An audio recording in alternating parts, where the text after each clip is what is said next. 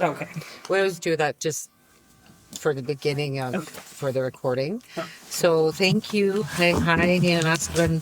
I'm really grateful to be in your home and to be able to have the discussions for We Are Here podcast, which is we are interviewing Tsuut'ina elders that have, what we would call Indigenous knowledge, First Nation, specifically Tsuut'ina, and looking at ways of trying to get that out to younger people that would be listening to this, that wouldn't have an opportunity, say, to come and sit, or even others that would need that, assistance in these times that we live in, that need that grounding, need to understand who they are. And so this specific one, we thought, and Teddy and the crew here, Crystal and Andrew, celebrating Indigenous celebrations, and specifically, I always want to say Tsuut'ina celebrations, and I know that you're part Cree, and ways of celebrating and how you would be celebrating these milestones. I know south of us, in the Blackfoot Confederacy, they have, the Chickadee Society, the Bumblebee Society, the Brave Dogs, the Horns, those, societies and ways of being. And so those celebrations and what makes us Indian and what makes you guys, as a family and very, traditional in that way of having those understandings and that way of being and raising your own children. So that's it in a nutshell, is what we're trying to understand and convey. Well, what I was told growing up, we're always told about creation story and how we got the pipe and how the earth was formed. And the earth, I was told, was formed by a muskrat grabbing a piece of earth from the ground from the Great Flood. And all the aquatic animals were trying their best to go down there. Each one of them failed. All of them failed except the muskrat. But in different traditions, it could be a different animal, but it's basically the same. And he kept wanting to go down there. And everybody kept laughing at him. The alligators, the crocodiles, everybody kept laughing at him. Then finally everybody failed, so okay, it's your turn. And I guess when he just came up, he brought up that little piece of earth. He passed on and he opened his little hand, and that Saki just took that and he made North America. And the pipe, I was told by my cousin, passed on. He was pretty smart in his ways.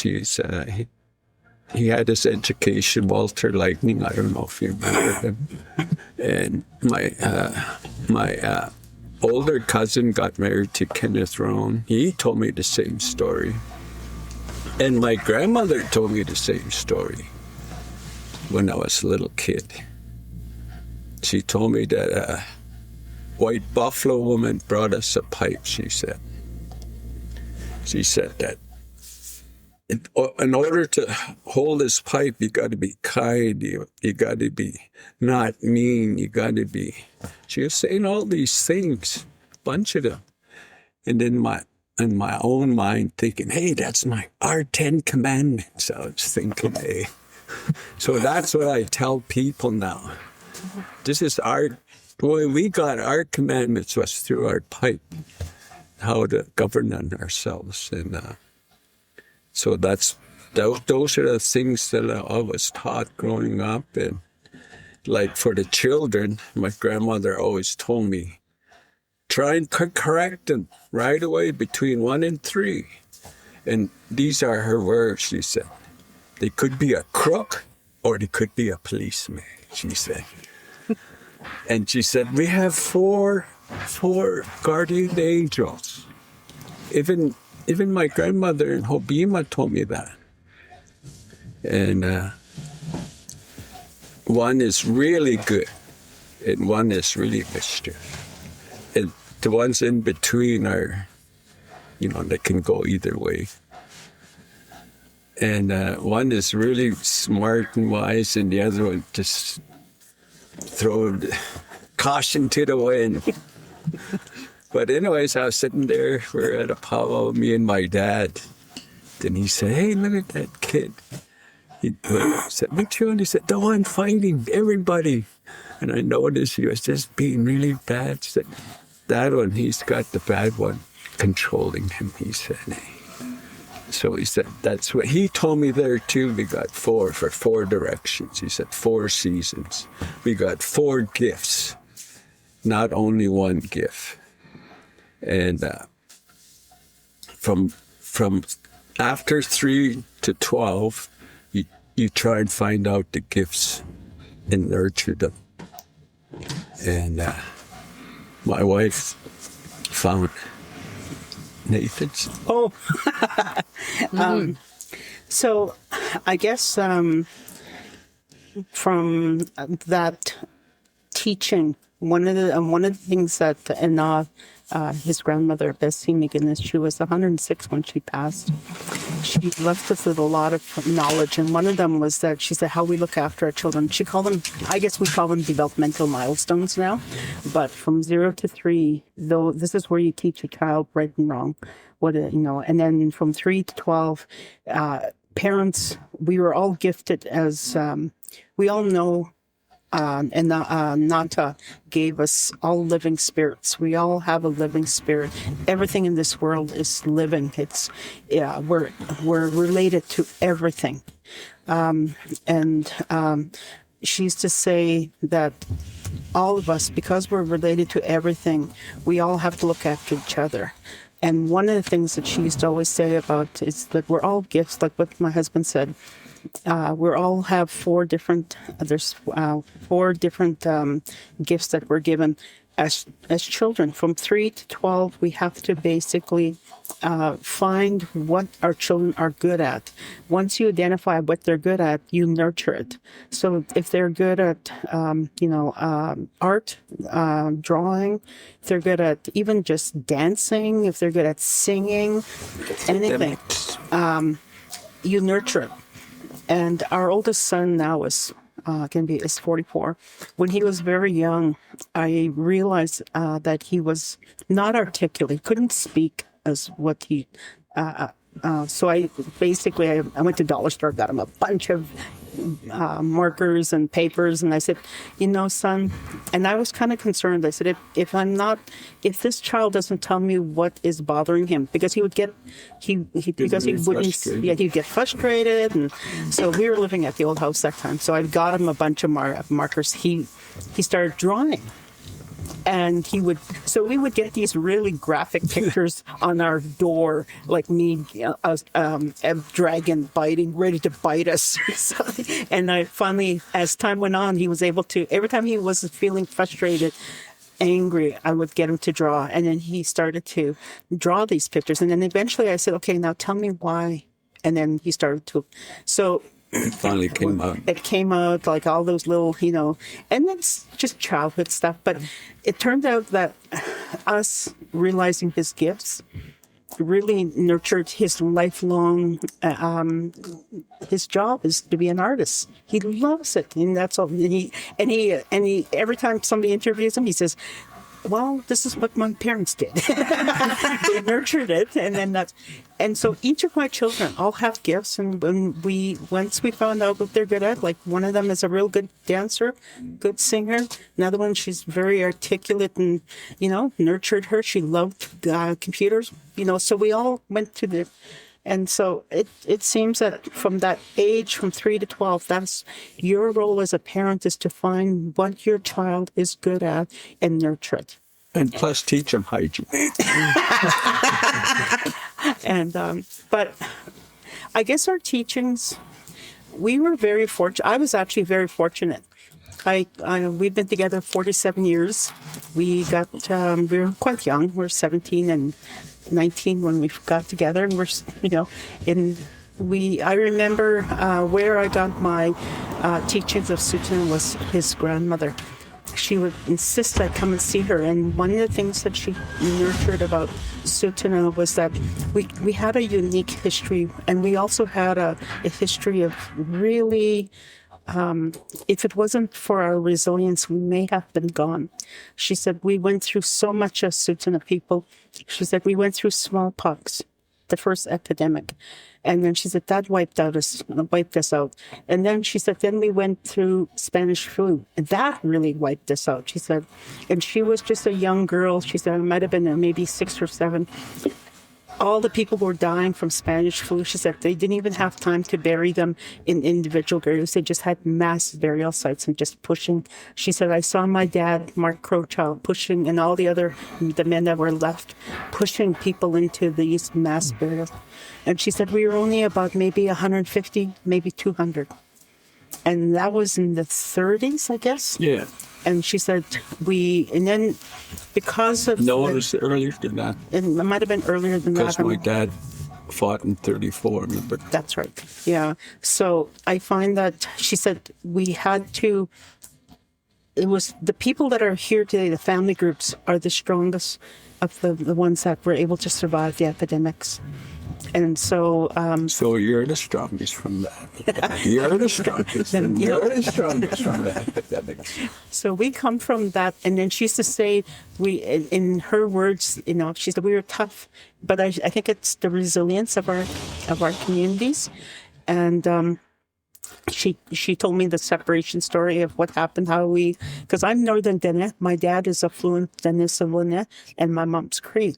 So I learned Cree because of my mother, but my dad, I always heard the language, and it's very similar to who we are as Tsuut'ina. We're Denete, so we belong to Apache, Navajo, and the North. And there's that creation story of how we separated, and I said when we separated, that's where we had to, we received certain things too. She said, when we were migrating, she said, when we were leaving, they said they provided a bundle for each tribe. And that bundle is still with us today. And that bundle is supposed to carry us. And the analogy, the way she said it is, as long as we have that bundle, we will always be here.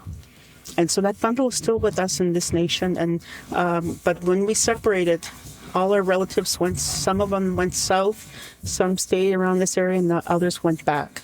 And the separation story, I don't know if we have time to go into it, but it tells our history. It's relevant to all that. Yeah. The Dene, because they're different stories at different kind of horns and stuff. Yeah, well, when we all have our different versions of it, but it's very similar. There's a commonality of it, of all those stories. And I used to say, she said, when I first came, she'd always tell me, come and see me. And if I didn't see her, she would say, stranger. She just gives you this real little sturdy stranger. So I said, okay. And it was important for her. Everyone who had a child had to come and bring their child to her, and so she could name the child. It was really important for her. She said they all have to have a name, so when they go on to the next one, they will know. They'll know who they are. So our children were all named by Ana, and it was a blessing, and she named them. And the last one that she named was our son Malin, and he was just born, and she passed 2 months after that.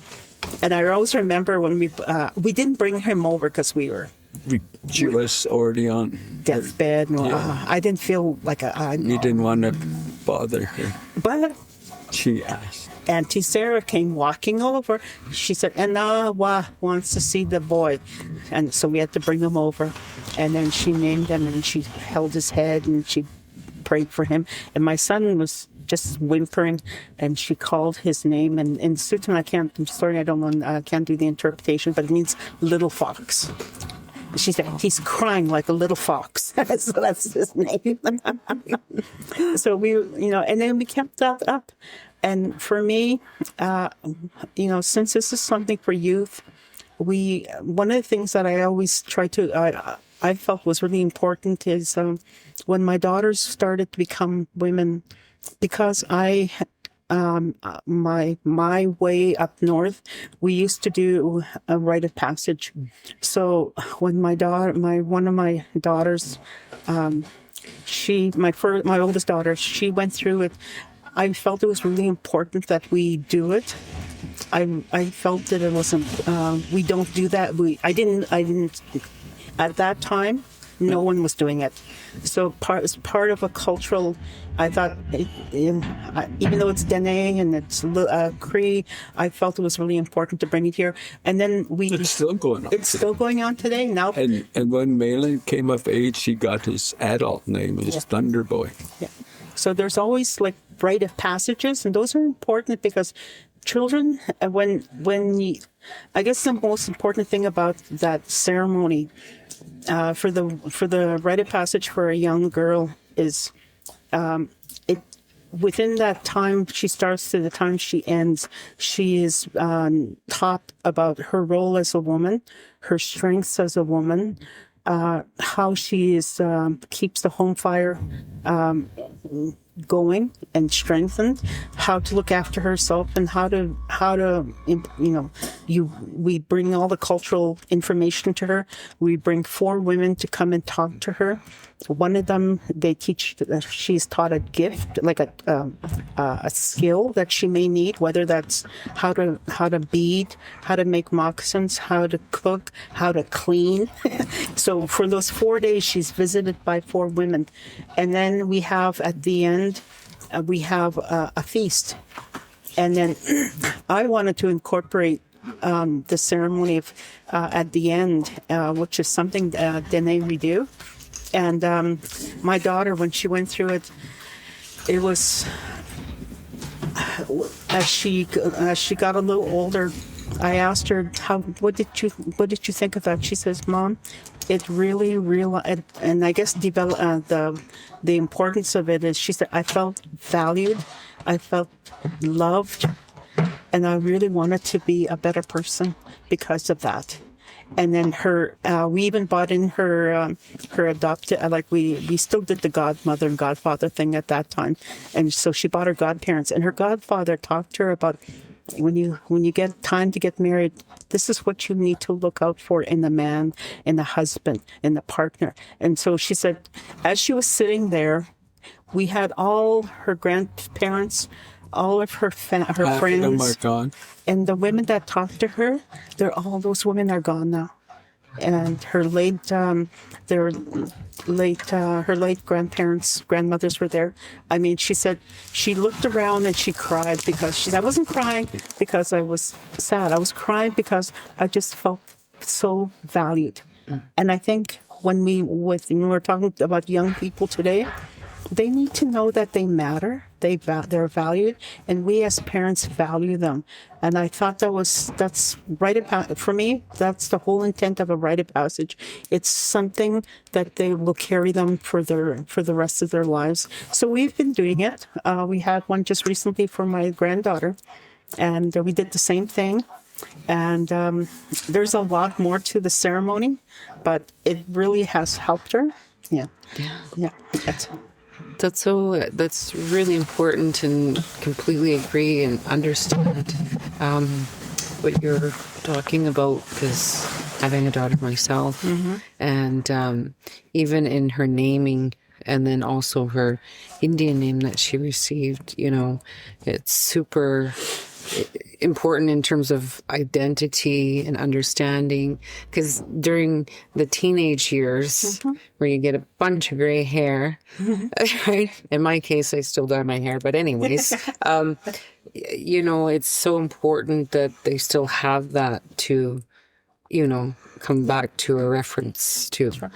But for those that might not have that, and looking at ways of why is it important to understand that, like, and to have those celebrations and rites of passage? Like, what is the meaning of that moving forward? And even in this digital era that we live in and how times are changing, like, why is it important to have that? Yeah. Well, I think, it's for their own self identity, their self-esteem. If when you do the ceremony, you're taught who you are. You're taught about your family. You're taught about your family history. Direction. You're given direction. You're told, like, I sat in with my daughter, and these old ladies were telling her about her family ties.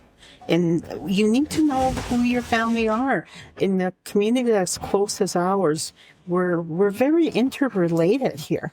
And they're giving you information. So, and I think it teaches kinship, because in this world of multimedia and internet and cell phones, all that, where people are becoming detached. And I think when you do the ceremony, it brings your family together. It reinforces those kinships that we are related. And it also, then that goes into with the cultural teaching of that everything out there, the water, the air, the plants, the animals, the trees, everything, we're related to them. And if you're related to something, then you're going to look after it. You have more of that tie to it. And then that's that. So then you become, it for you, it becomes more than just, this is my family. We are a interrelated, we need each other, is basically what it is. And I think the other thing that I found with it, a lot of kids are lost. It's because they don't know they don't know their families, they don't know the ties. And you don't know who they're talking to on the internet. Yeah, and that's scary stuff. That's scary stuff. Yeah. We have to look at cyberbullying. We have to look at these people who are, I actually get really worried. And I also get worried because there's children looking at things on the internet that they shouldn't be looking at. In our culture, like when I was growing up, my parents taught us that there are other entities out there to respect, like the big one, the little ones, the little people. And they used to tell us all the time, you respect them. And then when we would go out in the land, like my folks would take us out, we'd be out there for about a month, whether it's fishing, hunting, berry picking, looking for mesquite medicine. And I remember that one particular night we were all in we were all in bed. We were all in our worlds, and all of a sudden you could just hear this really wicked yell. I was like freaked out, but we all got up, and my dad got up, and then he went outside and he was smudging, and then I could hear him talking, and he was praying, and all he was saying was, and it was a big one. And he told them, "We're just here in like I remember how he spoke." And I said, he just told them, and this is where we have to respect. He said, I'm just here with my children, my family. We're hunting. We're getting our food. We'll be gone in no time." And that was it. And so that to me was really it. In our culture, we have to remember there's all these things and what I really find, going back to why it bothers me, because there's also things that are scary. There's things that are not, and our kids are looking at everything and they're desensitized. And that's scary. Looking at devils and stuff. Yeah, really harsh things that they shouldn't be. Even Fortnite, they're following the biblical stories. They're at the end of the game, they open that Pandora's box, and that's what they're trying to do right now. Today, they're trying to open that Pandora's box. So, there's scary stuff that is happening, and I think our kids got to be careful. I think and as parents, it's our responsibility. We're the parents. I always tell people, you're the mom, you're the dad, You take them off that internet. You take them, limit them. You know, and sometimes I think we're afraid Or to. shut off the Wi-Fi. Yes. Yeah, that works. But anyways, let me talk for a while. Sorry, dear. I said, here, talk about this, and boom. Sorry. I even nudged you 2 times. Let me talk. I thought you were making you comfortable. But anyways, I wanted to convey a few stories that are true. I didn't know it was true. Like a story of my great-great-grandfather. He uses this stuff. He puts it on his head. And he passed it on to my great-grandfather, then to my grandfather, then to my dad, and then to me. And his story was they went up to north to go do some raids around palm makers and stuff like that. They had to stop through Fort Edmonton at the time. And that's where all the Indians used to, camp around the outside. And when they were camping there, they were talking about their strategies to go up there. Then some Crees heard this.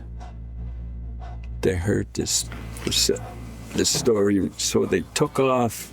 They knew which way they were going to go, and they waited for them. And they got ambushed, and my grandfather's the only one that made it out of there. And he took off into the field. Back then, there was prairies, just prairies. I even hear when I was with my grandmother, I asked her, I used to sit on the floor and put my arm here, listen to her talk. I told her, Cook. Didn't call her Cook. Everybody called her Na, which means mom. I told her, No, how did it look out here? She looked up. No trees. Nowhere till you get down to the creek, there's trees, she said. Unless you come up to the foothills, there's some trees. But out here, no trees. So back where he was running, there was just a little patch of willows. He ran in there. He laid down and he turned himself into a log. And then they came running in there. They couldn't find him, so they camped around outside. He kept praying and praying, asking for spirits to come and help him. He was almost dying. He was fatally wounded, mortally wounded. He wanted some help to get somebody to doctor him and fix him up. Then a bear came. He told him, I'll fix you up, I'll take you home, but you got to pray for me at a Sundance. He said, yes, I will. We did our Sundances already. He said, I know where there's one right now. So he doctored him up, fixed him up, and he was okay. And he said, get on my back, he said. Don't open your eyes, don't make any noise. All of a sudden, he could just feel himself loping, and all of a sudden, he felt like he went up. He kept his eyes closed and kept quiet, and he felt himself put down by that bear. He kept his eyes closed. He said, okay, open your eyes, but don't talk. Don't make a sound. He opened his eyes. Here is sitting right at the Sundance, at a nest, at the Cree Sundance. And I was telling this story to a chula. The whole 1 to 6 were sitting in there, and they had elders come and tell stories. So I told them this story, yeah. And then while I was telling that story, I was telling you about Kenneth.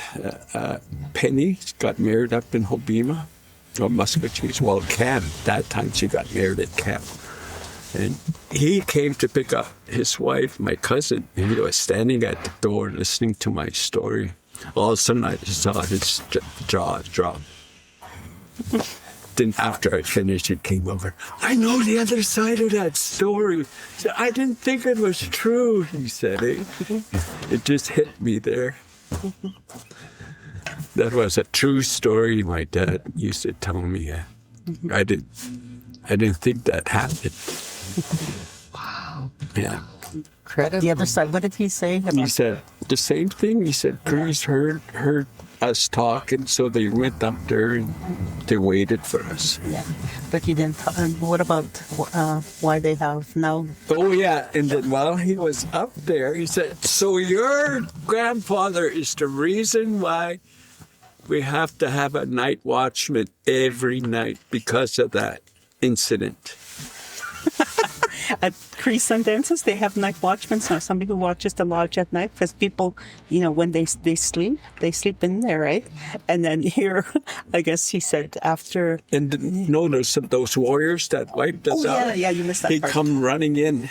They're saying, well, they're telling them what happened, and then they start singing a song. Such you walk by, you walk. They're just really singing, making a song of their triumph. Because back then we were the fearless people, because we're the only ones that had green obsidian. Obsidian. We're the only tribe that could find that green obsidian. And every time we go fight in battle, everybody would get worried because they see that green obsidian. Yeah. And that's why we were allowed to stay here. We always fought with the Blackfoots. And there's even stories saying we quit fighting, come back, and Blackfoots would come back. How come you're not fighting? He said, because you guys got to kill some too. We can't kill them all for you. So those are the stories I heard. Yeah. And I didn't think they were true till my cousin just mouth dropped. And after that, I started trying to remember stories. Yeah, a lot of our stories came from his dad, and like that story about our grandfather. That there's also a couple things that got validated when he talked about the Crees. When he was in that nest. That party. They were going to shoot him down. Yeah, they were going to shoot him down, and I guess that's when he broke his. He said, "Look at me! Look up here!" That's when they're going to shoot him down. That's when he's going to shoot him down. He broke his invisibility. Yeah, and then after that, we now know. He said when you go to a Cree Sundance, they have night watchmen to watch, so nobody ever comes. So our grandfather was actually the one who changed the trajectory of sundancing as a dancer. Incredible. Yeah. And then his his dad actually had a lot of stories. Mike was 107 when he passed. We don't know his real, those days it was you were only baptized, the day you were baptized is the day you were recorded as birth. So Mike always was said when he got baptized he was breaking a horse. He was breaking a horse. So imagine how old you are breaking a horse. So the question I was thinking about when you're talking about some of the customs I seen on I think it was one of the social media platforms, because I look at that, but not to the extent of how young people are always on the phone. And I take what I call a digital detox. Don't look at news. Don't look at anything. And so I was seeing on there that some young women were taking their newborn and putting them into snow in areas where there's snow. And I was thinking, is that something that's new? Because of course, when you see something, you think, well, what nations do that? Is it the northern Cree? So my mother's from up in the Canadian Shield area by Churchill, so it's northern. They speak TH dialect instead of the plains. So. And we're close to Dene people as well. In fact, my aunt is half Dene, half Cree. And so that's something I was thinking about. And I was thinking, are we in this era now because, younger people don't know exactly what to do, that we're just taking And you're bits borrowing. and parts of Yeah. things. Yeah. Well, I think that's something that's common because, like here, the way I raised my children was, I guess it's because of how my parents raised me. Indian residential school did impact my parents. My mom was very impacted more because she was there for 9 years, and she was very regimental when we were very young. I remember that very distinctly. The house was like neat as a pin. I mean, I couldn't believe how, and our hair was immaculately combed. Our clothes were always shoot. And then one time I later on, as I became a mom, she would always tell me, make sure you always comb your kids' hair. Make sure you braid your boys' hair. Make sure your kids never look torn clothes or anything. And I said, oh, yeah, Mom, yeah, you really taught me that. And I always thought it was just about, I didn't think nothing of it. And she said, no one will call my grandchildren dirty Indians.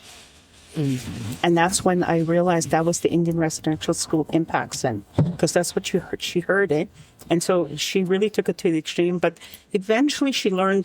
We started going back to culture, and that's where we were very exposed to every ceremony there was. Just like Michael, his mom was like that too. They exposed us to ceremony, and the language, though, that's my one regret. I always have my folks. Never reinforced, like I was a fluent speaker of Cree till I was 4. Then I went into Charles camp, so I had tuberculosis, and I was there I came out speaking very good English and Inuit because I was with Inuit children. So I guess I was speaking Inuit. My dad said, you were speaking something. I don't know, but he wouldn't reinforce the Cree, but I heard it in the house enough that I retained it. And they never spoke to us in the language. And even Michael and I, we talked about this because I wish our parents would have reinforced the Tsuut'ina with us, reinforced the Cree with us, reinforced the Dene with us, because and we would have passed it on. So as parents, we encourage our children right now. Like they're learning Tsuut'ina. My children are learning.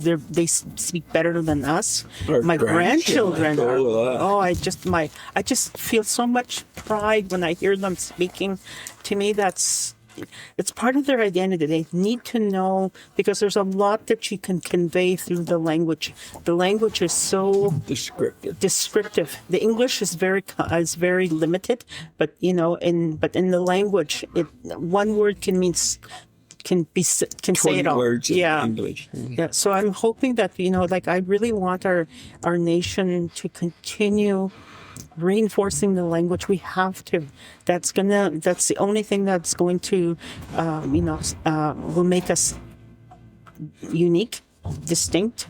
And I worry about, at some point the government could turn around and say, if you don't have your language, your culture, and your history, then you're just an ordinary citizen. And they could use that against us.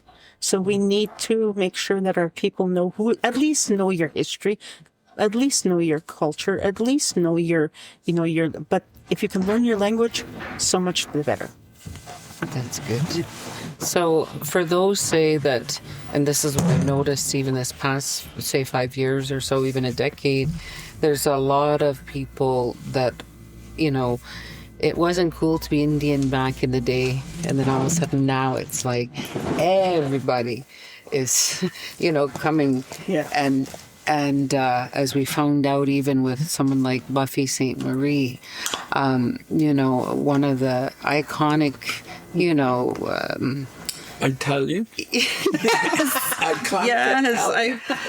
And it's crazy that, that somebody like that was so celebrated, and she's in her 80s now. We realize that she wasn't a part of our community. But that's a different value system. Yes. She comes from a value place. Like, we don't put any monetary value on fame, material things, because that's not what we're supposed. Ultimately, our value system is, to be kind, to be giving, to be helpful, to be humble. and live a good life, so that way you can go on to Nata and our ancestors, because when we pass, they meet us, our family meet us, and that their system is fame, fortune, money, titile, that's what they want, and so it's like, and they'll do it no matter, even to fool us. She was very deceptive of it. I don't think and I'm glad they took away her awards, but I don't think that's her cross to bear, I guess you can say that, Yeah. but I wasn't too impressed with her at all either. Yeah, so there's some people say that are part of the 60s and even 70s, because I was born in the 70s, scoops that do have an actual claim to be, that are reconnecting with their family and didn't have that connection. And so I understand that, and, to be helpful in a way that's not being judgmental and having that humility, love, and all that, our indigenous natural laws and our ways of being. But so in terms of that and moving forward, and in the times we live in with, I was talking about the digital era, how do we maneuver through that and retain all these customs and ways of being without it's really tough to be in this world and to be raising, say, young people that are looking at, like we're talking about, their phones, and to be in a place where you're trying to constantly it's almost like you have to every day make a point of saying, take a break from that, and to understand who they are. So if people that are listening to this and they don't have that, how could you, say, for instance, give them advice to understand who they are? You got to go back to traditional ways. It always, you tell the truth. You be honest, you'll never go wrong on a traditional way. It'll protect you. The truth will protect you. So that's how you approach the kids. There's even some extremes. I seen the Stonies. They light a match. They tell them, touch that. And they'll try and touch it. Said, if you're bad, that's what's going to happen to you. That's how extreme they go to the kids. So, you got to go back to the traditional way, and then tell them, just don't go on the machine for a little bit, and then go back and try and teach them some tradition.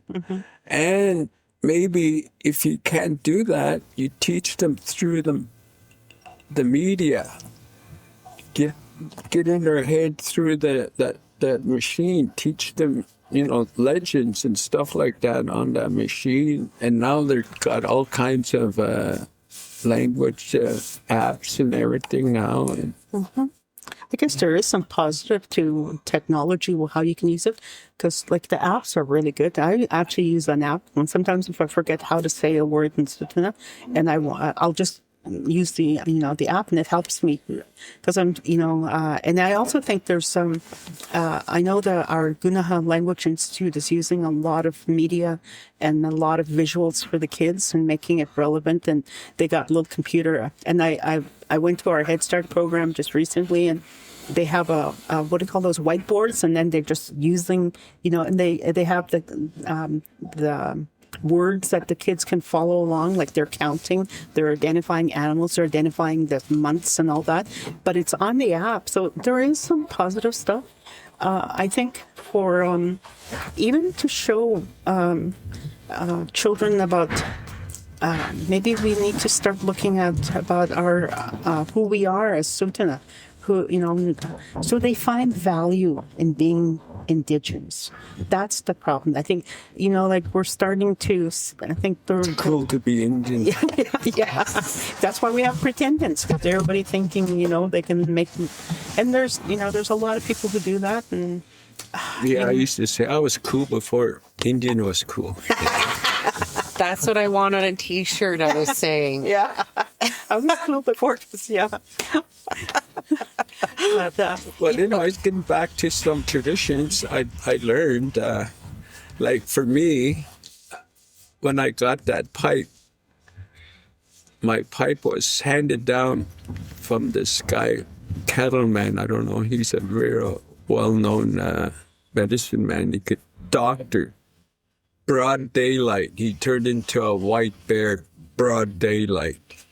That's where I got that pipe from him. He gave it to my dad, and he gave it to me.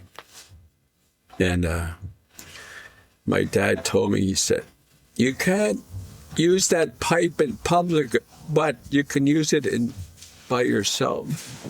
So the only way you can take it out and use it out in the public, if somebody asks to pray, you got to Sundance 4 times with it. And you got to fast 4 days with it before you can take it out and pray with it in public, he said. He said, this is what my mom told me. She's my coach. That's his words. That's my coach. That's what she told me, she said. And she said, if you want to have a sweat, she told me you got to sweat for each element. Dance for each element. So I did that too. I danced for my pipe. I fasted for my pipe. Now I'm trying to dance for the right to do the sweat. But I ran into a problem. I got a kidney transplant. I'm so used to deposit. Banking terminology. But anyways, I got to take at least 20 pills a day, and I'm supposed to fast for 4 days, and I'm supposed to take those. That's the dilemma I'm in right now. I danced for each element. I asked my dad, what's just the toughest one? He said, the stones. He said, that's the toughest one. Yeah. And no lie, I got up there, I started dancing, just like I was 180, 200, 400 pounds. I couldn't believe it. First session, I was just sweating. And then finally, that second day, I just told, I can't help it. He said, my leg is hurting. So they gave me a chair to sit down instead of getting up and getting down. And then I made a mistake of taking my leg off. It just went like that. And I just forced it back in there. And I did that at the vehicle. I told him I'm cutting out. He said, yeah, go ahead. He told him, they don't judge you. And I got scared. And so I put it back on and I thought, I better go. And he was happy I finished. Yeah. And then the next time I did the fire, oh my God, that is hot. That was record-breaking. Even in the newspapers, there's record-breaking heat that day. And that guy that's running the Sundance, he comes by. Are you glad it's nice and hot? You're dancing for the fire. He comes. And she came out just red. Holy God. I even had heat exhaustion. It was so hard. But then, remember, I was putting first... No, that was a different... That was a different... Oh, yeah. My God, it was so hot that I told him. Then, when was it? The water. Oh, yeah, and then the water was nice. I danced the next year for the water. And here, only one time, I think it was the Saturday, for 5 minutes, it had big old fat raindrops for 5 minutes. Real... And then again, that guy came by. Are you happy you're dancing for the water? He said, we were just drenched. Just 5 minutes, only 5 minutes. But that was also the flooding that happened here, too. Remember back home? Yeah. Yeah. Jeez. Everything was just like, my poor husband was just being blamed for all those elements that he was dancing for. And then when I danced for the trees, there's that first year of the wicked fires, remember? Yeah, it was really... It just felt so bad. But this year, I'm going to try and do my 4 days of fasting, regardless. I don't care if I... My grandson said, I'll proxy for you. I'll do it for you. Yeah, you can't do that. If you can't, if you made a commitment and you can't finish, one of your family could step in and help you. Like at our Sundance that we go with our family, my mom's family, and my uncle has got a heart condition. So my cousin stepped in for him because my family always keeps going. This is my last year of my vow, and I'm bowing out. It's getting too hard on me. I'm getting older, and it's harder on my knees. It's harder, you don't realize when you get older. Yeah, how much but you keep, I've been doing it for so long, and he's been dancing, and my boys are dancing. Oh, yeah. Micheal is thunder, red thunder. Yes, yeah. I don't know who you're talking about. It's our grandson is Thunderbolt. Yeah. They all got different names, and they all get them from Sundance. Because No, my dad gave him. Did he? Yeah. Oh, okay. Yeah. But we found out with the Sundance because we are going, the kids have been joining. Like my boy now is He's dancing for his. My granddaughter joined. My daughter-in-law, and we'll keep doing. Yeah. So we have to show them. Yeah. We have to lead by example, and and you can't have shortcuts. That's the one thing. In the Sundance, we were told by an elder. Shortcuts will cut you off. He said, "There's so many of our people in our culture that aren't doing things the correct way. They're finding things I guess shortcuts is what he used analogy. Like picking up the pipe and start praying out in public. Yeah, he said there's a lot of young people. They're not following the protocols of how to acquire that gift. Like Michael said, he told you he went for 4 years dancing, suffered for 4 years. Then you do another suffering for 4 days for the fasting. And there's people who are given a pipe one day, and the next day they're using it and praying in public, and they don't know how to find some of them. They don't even know how to, because there's directions with that pipe, and maybe I'll tell the public here. When you pray with the pipe, you always raise it to the Creator all the time. Then you turn it around. Pointed east, that's where when you say the sign of the cross, Holy Spirit, that's where the Holy Spirit sits. That Holy Spirit, when the sun is just peaking, that's where the Holy Spirit sits, listening to who's praying. And that's not only him sits there, all the good spirits sit there with him, listening to who's praying. And to the south brings the thunderbird and the eagle. The thunderbird brings the lightning and water and stuff like that. And the eagle takes up the prayers. And this way is the wind and the black bear. The wind gives everybody breath of life. The plants, we give them life. From when we breathe air, we give them life. Everybody breathes air, the breath of life. That's what my dad told me. And I hear it from other places too. In the north, he said, is the grandfather weather and the white bear. He said the grandfather weather, you pray to him and tell him to thank you for the 4 seasons and 4 directions. And I always ask for good seasons and that direction. And then you point for the animals on the ground, four-legged animals. Turn the paper up. You pray for all the winged beings. Turn around. You pray for all the aquatic ocean, the rivers. Turn around. Pray for all the insects, especially the bees. And then you turn around, put your hand on the ground, you put the pipe this way, and you pray for Mother Earth last. So that's my teachings. That's beautiful. I was going to say, in all of that, what do you think the wind is saying today? Its heart is blowing all morning. As soon as we woke up, I come out. It's like change. You haven't been noticed today, 7 years. Right? Well, there's different things like meaning, like wind. Like to me, it's always been like that breath of life, and it's to, to cleanse And too. it cleansed too. Cleanses. So it could be just cleansing. It needed a cleanse. Maybe she needs to cool down. She's menopausal.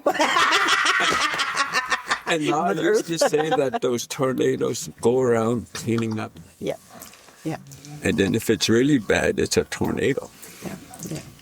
So, and water too. Water's change. It's a good thing to have water. Yeah.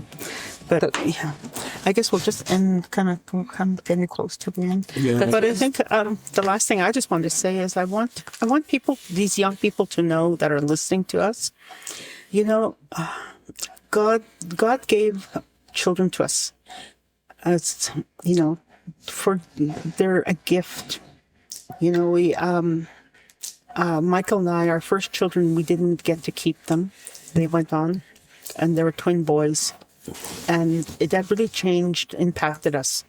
We really wanted. After that, my only intent was to have children and have them, and then and we did. We were lucky enough to get 5 more, and then we got the grandkids. But I want young people to know that your God, Nata, brought you to this place, and live your best life. And don't give up hope. Yeah, never give up hope.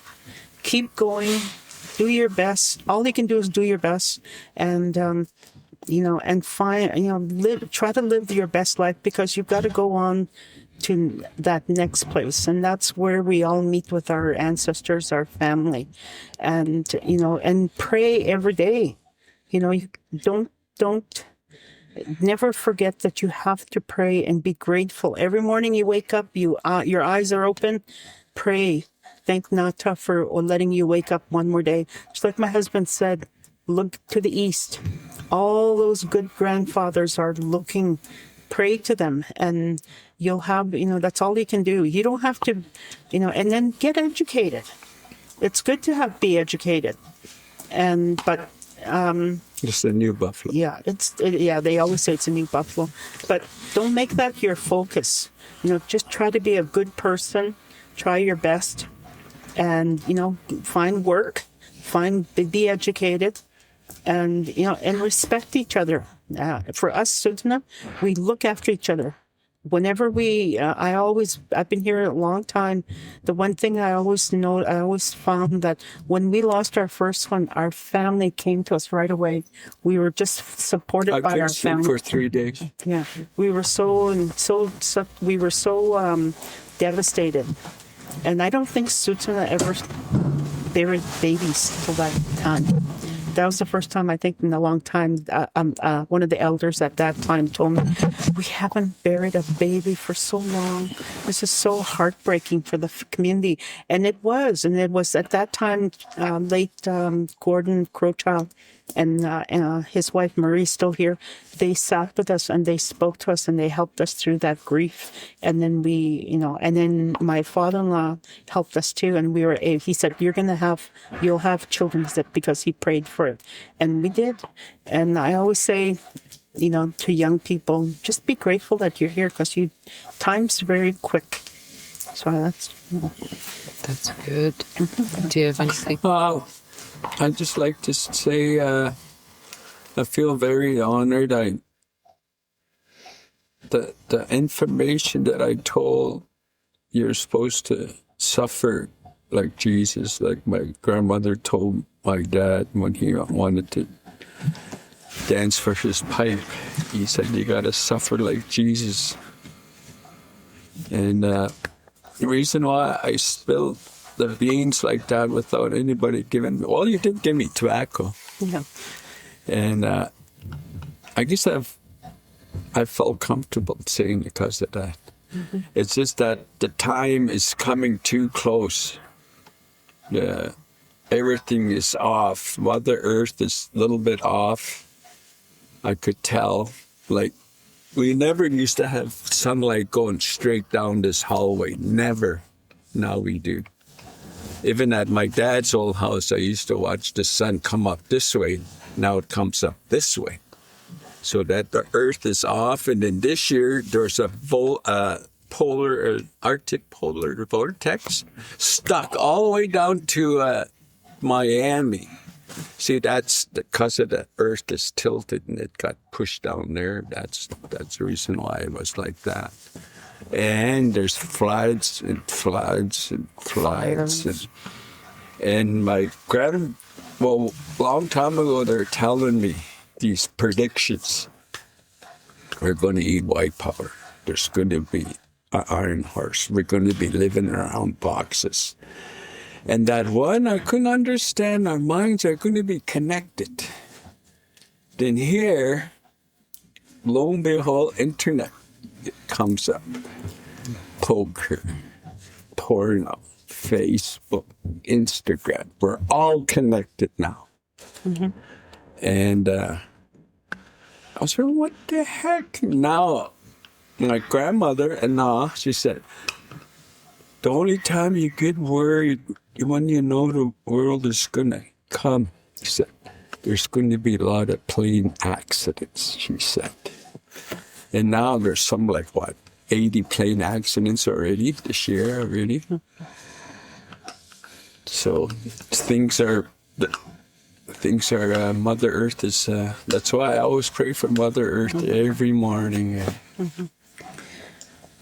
That's all. Yeah, but I think my husband is, he's talking about those prophecies, and a lot of that, but at the end, he's still somebody. There's still, I don't want these young people to think that there's no end of the world. That's it. No, that's not how it goes. And I go back to my grandmother. She said, the Creator loved us so much that He will continue to do His best to continue that we survive, that we continue. And then we're not supposed to take away the hope of children. And I don't want young people to lose hope, because if we all try to be kind, loving, caring, then that will change how this world will end up. If you put it out in the universe. We got to put it out there. And then I think when we go through those prophecies, those are prophecies. What it is, what might happen, it may not be it. So young people, pray, be kind, look after yourselves, and look after your parents and each other. Yeah, my grandmother said after everything goes crazy, she said all the poor people will have the world. She said.